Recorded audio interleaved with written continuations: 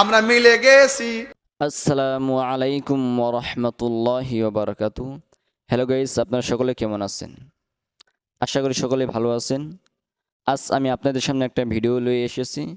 চলুন আগে আমরা ভিডিওটা দেখি, তারপর আমাদের মতামত কমেন্ট বক্সে লিখে যাই। এই গত পরশুদিন থেকে একটা কাজ করতেছি যে আলেমদের মধ্যে যদি কোনো ত্রুটি হয় আমরা এটা গোল টেবিলে বসে সমাধান করব। কেন?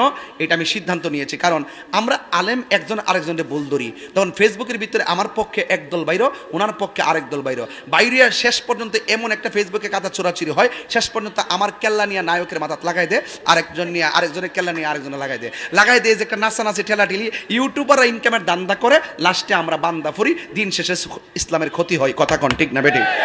এই জন্য আমি সব গণনার আলেমদেরকে বলবো, যদি আপনাদের মধ্যে কোনো সমস্যা থাকে আপনারা একটা কাজ করবেন, ব্যক্তিগতভাবে ফোন দিবেন, ফোন দিয়ে এক জায়গায় বসবেন, বৈশা সমাধান করবেন। কিন্তু ওই যে অনলাইনে ফেসবুকে ওই ওই কোনো ধান্দাবাজকে সুযোগ দেওয়া যাবে না। এমনি তো অনেক শত্রু আছে কি না বলেন? এরপরে তাদেরকে সুযোগ দেওয়া যাবে না, ফেসবুকের কাদা ছোড়াছুরি করা যাবে না, এবং কমেন্টস বক্সে কোনো গালাগালি করা যাবে না। যদি কোনো সমস্যা হয়, এটা বাংলাদেশ যে কোনো জায়গায় যাওয়া যায়, কথা করে একটা ফোন দিবেন, ভাই আপনার বক্তব্য আমার কাছে সমন হয়েছে, তো ভাই কীভাবে এটা সমাধান করব? ফেসবুকে? আর না, ঠিক আছে আপনি আসেন, আইসা এক জায়গায় বসবেন, বৈশা এটা সমাধান করবেন, এরপরে সমাধানটা ফেসবুকে দিবেন, জাতি জনগণ দেশ একটা ভালো মেসেজ পাবে। কথা কোন ঠিক না বেঠিক? তৃতীয় পক্ষ আর সুযোগ নিতে পারবে না। কথা কোন ঠিক কিনা? কিছু কিছু লোক আছে মজা মারে, এই জন্য এই সুযোগ দেওয়া যাবে না। ওই দান্দাবাজদের ধান্দাকে বন্ধ করে দিতে হবে। কথা কোন ঠিক না ঠিক? আল্লাহ। এই ভিডিওটি দেখে আপনারা কি বুঝতে পারলেন? বুঝতে পারছেন যে তাহের সাহেব ভালো হয়ে গেছে, তার ভুল সে ধরতে পারছে?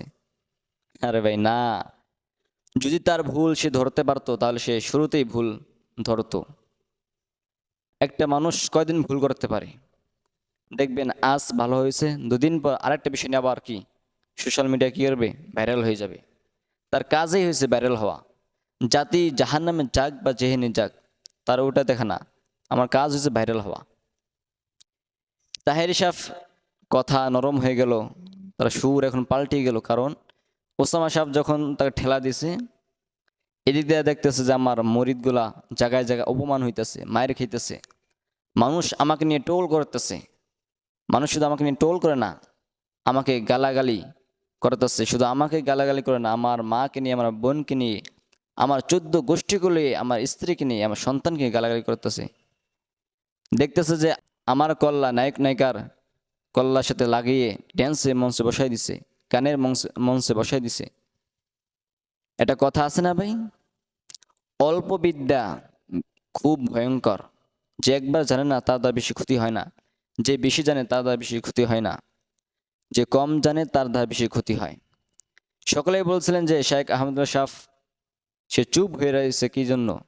সে অযোগ্যতা। তাই সে বলছিল যে সে অযোগ্যতা, যোগ্য নাই। যোগ্য থাকলে সে তো বলতো। আরে ভাই, শেখ আহমদুল্লাহ সাহেব হচ্ছে বিচক্ষণ একজন মানুষ। সে সব দিকে খেয়াল করে দেখে কোন দিকে কি হয়। সে যদি সব দিকে খেয়াল না করতো, উম্মাদেরকে ভালো কাজে যদি উৎসাহ না করতো, তাহলে আজ সে এ পর্যন্ত আসতে পারতো না। সে উম্মাদেরকে ভালো কাজের প্রতি আহ্বান করতেছে, টাকা দিয়ে পয়সা দিয়ে। তারা যদি ধান্দা হইতো যে আমার পেট বাঁচানো, আমার টাকা ইনকাম করা, তাহলে আজ উম্মার জন্য এত কিছু সে করতে হতো না। উম্মাকে মাঝে মাঝে সাহায্য করে দেয়, মাঝে মাঝে সাইকেল দিয়ে দেয়, মাঝে মাঝে আপনার রিক্সা দিয়ে যায়, মাঝে মাঝে আপনার সেলাই মেশিন দিয়ে দেয় সাহায্য করার জন্য। শেখ আহমদুল্লাহ সাহেব জানে যে এই সোশ্যাল মিডিয়াতে যদি আমি তাহের সাহেবের কথা উত্তর দিই, তাহলে আমার কথাটা 10 থেকে 15 মিনিট বা আধা ঘন্টা হবে। এই আধা ঘন্টা ফুল কথাটা কেউ সারবে না, কেটে সারবে। বলবে যে শেখ আহমদুল্লাহ সাহেব এবার তাহের সাহেবের বিরুদ্ধে অ্যাকশন নিয়েছে, তাহের সাহেবকে ধুলাই করে দিয়েছেন।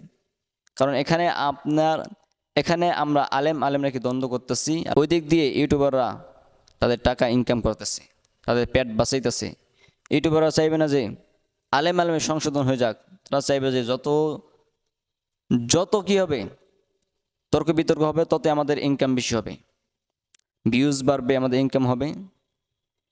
এই জন্য শাইখ আহমদ সাহেব জবাব দেয় না ভাই।